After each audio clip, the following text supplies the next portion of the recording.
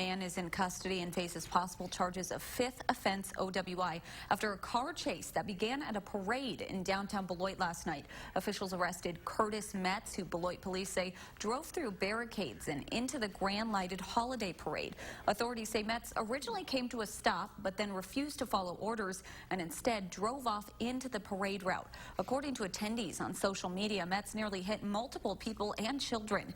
Gabriella Becerra spoke with one parent who's hoping this incident will send a message for change. It's calm in downtown Beloit now, but for those who went to the grand lighted holiday parade last night, they're calling this chase one of the scariest moments of their lives.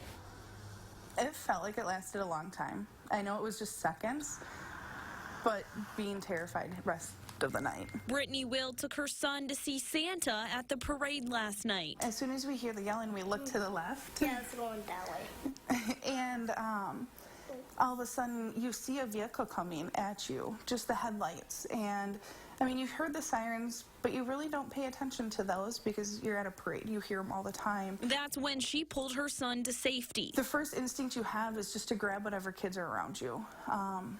I went to go grab my son, and he was literally inches away from my son, you know, about a foot maybe. Will says the truck drove through the parade, nearly hitting many people at what she says seemed like 20 to 30 miles per hour. He put a lot of lives in danger last night, so I'm hoping they take that into consideration. This incident won't keep Will's family from attending other holiday festivities. Christmas spirit is a good thing with our family. We love it, and I don't want that to ruin one time for my son. But she says this may be a call for change. I do think they need to be a little bit tougher with this. Drinking and driving is no joke. It does harm not just that person, but other people's lives are at risk. Luckily, there were no injuries reported and the parade was still able to go on.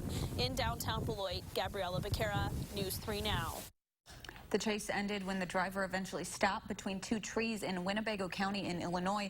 Along with the fifth OWI offense, he faces possible charges of knowingly fleeing an officer, driving with a revoked license, obstructing an officer, and reckless driving. A passenger, 52-year-old Aaron Frager of Beloit, was also arrested on 2 felony bench warrants.